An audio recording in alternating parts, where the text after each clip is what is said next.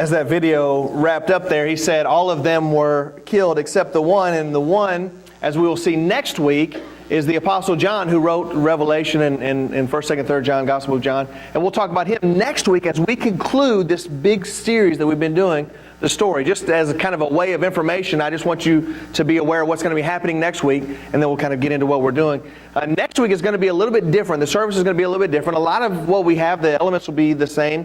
We'll start here, but we're going to conclude our service kind of at the end of the message over in the Family Life Center. We're going to conclude that by having a big communion, a group communion, a gathering together as we commune together. Not only having our communion like we have here on Sundays over there, but also a big meal. It's not a potluck. You don't have to bring anything. All you have to do is just be prepared next week so that you can be ready to do this together. It's a way to celebrate the conclusion of the story. And some of you are thinking, hallelujah, finally it's over. And some of you are thinking, man, it's been great. It's been great for me. I'm also excited that it's going to be wrapping up to kind of just make things a little bit different in my own life. But 31 weeks is a long time. And what we found out through all of these weeks as we get to the 30th week this week is that God loves us.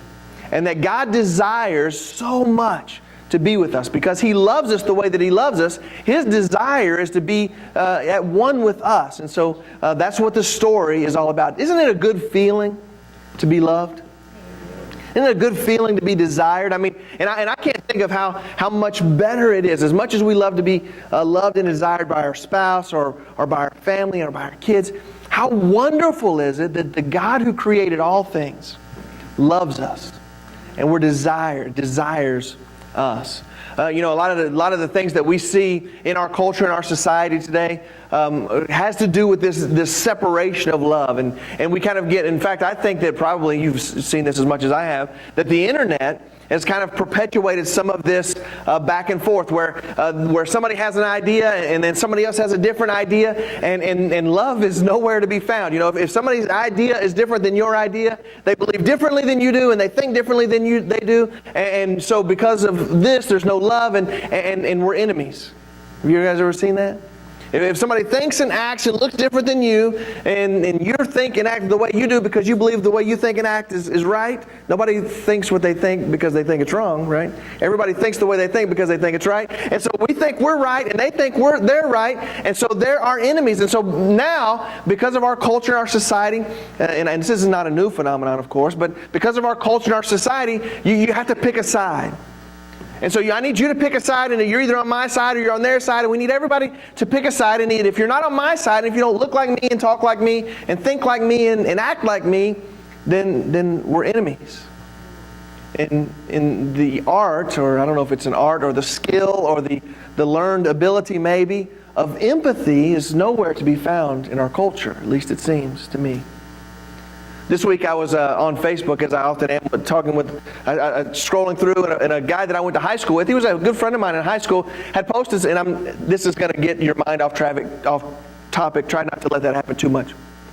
Posted something about what's going on about the restrooms and the transgender thing and all of that stuff, and I tried my best, and I really do try my best to understand people who think differently than I do, to understand where they're coming from. This is the idea of being empathetic. Christians, of all people, ought to be empathetic. We ought to at least be able to look at our life and say, look where God has brought me from, right? So I got on there and I asked the question. I said, serious question, and I asked him the question. I wanted to try to understand the perspective that was different than mine.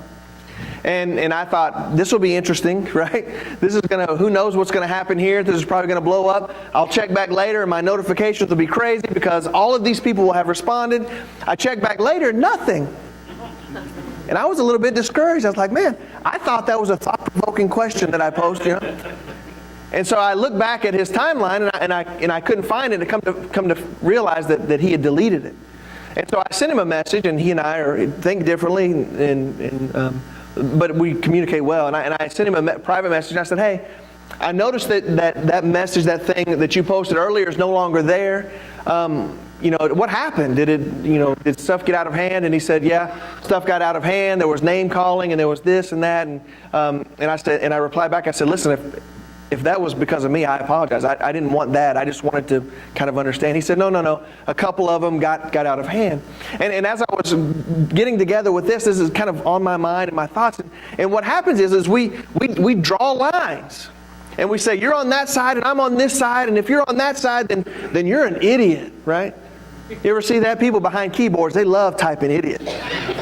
And we come up with all of these names for people who think differently than us, or look different than us, or act different than us. They're an idiot, or they're a homophobe, or they're a bigot, or extremist, or they're racist, or we come up with these names for people we don't even know.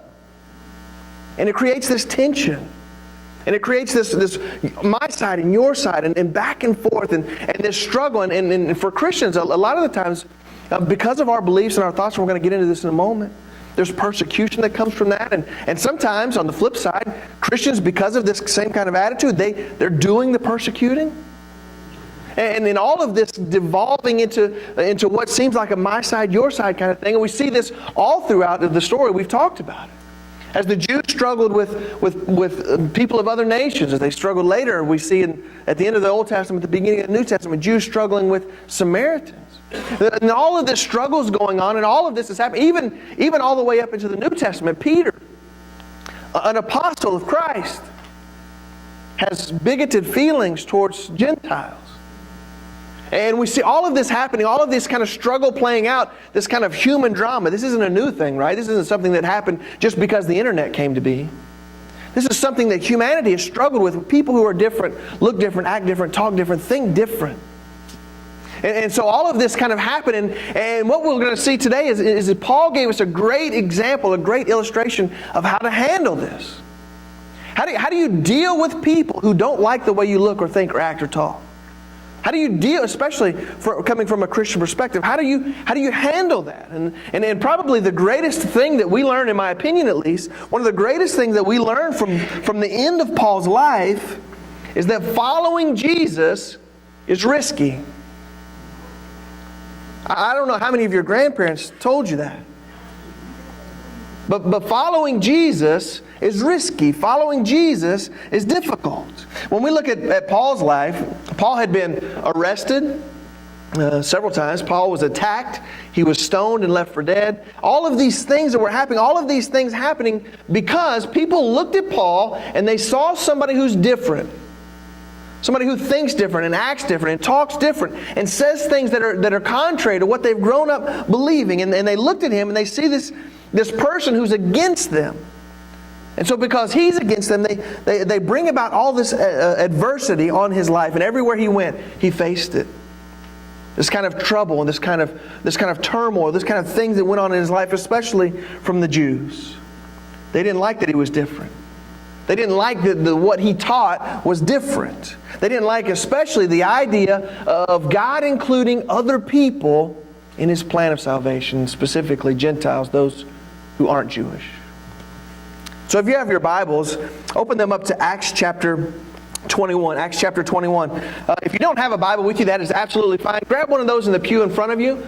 It's going to be a different version a little bit than what I'm reading from this morning. The story that we're going through is actually all done in the New International Version. The Bibles in the pew in front of me are English Standard Version. Pretty much, or real similar at least. I was going to say pretty much the same. At least the same in thought. Real similar in the way it's spelled out. If you don't own a Bible, we would love for you to take one of those home with you today as a gift from Snellville Christian Church.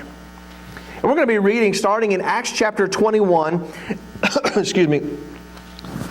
Acts chapter 21, as we're going to be reading today, is the last time Paul was arrested, as he is about to face, or the last time recorded that Paul's arrested, as he's about to face what goes on and what happened at the very end of his life, at the very conclusion, Paul's last days, as we're talking about this morning. So let's begin by reading Acts chapter 21, and I'm going to start in verse 27 and read through 30.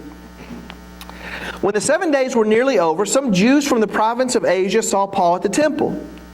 They stirred up the whole crowd and seized him, shouting, "Fellow Israelites, help us! This is the man who teaches everyone everywhere against our people and our law in this place. And besides, he has brought Greeks into the temple and defiled this holy place." They had previously seen Trophimus, an Ephesian, in the city with Paul and assumed that Paul had brought him into the temple. The whole city was aroused, and the people came running from all directions, seizing Paul. They dragged him from the temple, and immediately the gates were shut. And so here are all these people, all of these Jewish people who hear Paul, and he's preaching and he's teaching, and 7 days wrap up, and they're tired of it. And then they don't like what he's saying, and they don't like what he's dealing with, and they don't like what he's doing. And so they decide that they're going to take matters into their own hands, and they're going to make some accusations against him so that Paul can get what they believe he has coming to him. And so they create these false accusations, and they're actually about to kill him. They want to kill him. And if you read through it, and hopefully you will later on today or sometime, you'll read through and continue that some of the Romans actually helped Paul escape death here. And so here are some of the accusations that these people who hated Paul because he was different, here are some of the accusations that they made, that they said about him. And in verse 20, verse 28, right? Yeah, verse 28, the first accusation they said is he teaches against the Jews. And if you were a Jewish person, what you would probably hear from Paul is that he's against you, that he doesn't like you, that he doesn't like the way you teach and think. But that is nothing like what Paul actually taught. That Paul taught against the Jews was absolutely not true. Paul was trying to help people who were Jewish, who had come through the story of God, to see where they came from and where that was actually going. So the false accusation was that he teaches against the Jews. They also said that he taught against the law and against the temple.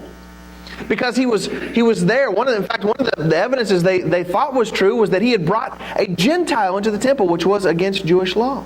Actually, and Luke kind of he lets us know that that's not actually true. That's just something they assumed to be true. And a lot of times when we have differences of opinion, when we have differences of idea, when we have differences of thought, what often we're doing is we're assuming one person thinks one way and another person thinks another way, and that causes the conflict. And so Paul is saying, look, or what they're saying is, look, he does this thing against the temple. He also teaches against the law. They said, and that was sort of true. I mean, Paul sort of did. He sort of taught against the law. The things were changing because Christ had died and rose again, and all of this was changing. And so Paul was changing the teaching a little bit of what God had taught before. Verse 3 or number 3, it says that he brought Gentiles into the temple, which is what I just mentioned as well. That's not true. It was assumed. And so over and over again, at the end of Paul's life, as he doesn't know it yet, he's preparing to spend time in jail and arrested and all these things for the rest of his life, they made these claims against him. They made these claims not only against Paul, but against Christ, and all of this because of what they assumed to be true, what they assumed Paul to be about. And you know, people still do the same today. People still make these accusations against Christ. And they make these accusations against Christians because people who are outside of the church, who are outside of Christ, assume certain things to be true about Christianity. And it brings about some persecution. We're going to talk about this. I don't want you to get too far ahead of me in your thought, but we're going to talk about that in a moment. Christians become targets because following Jesus is risky. Because what we believe and what we've been taught and what we know about God and what God says. And just as Jews made claims against Paul and against Christ, those who aren't Christians do the same today against those who are followers of Jesus. Now, to be fair, Christians do the same thing too, right? Well, we lose sight of what we're about, and we lose sight of whose we are, and we begin making accusations against people we don't really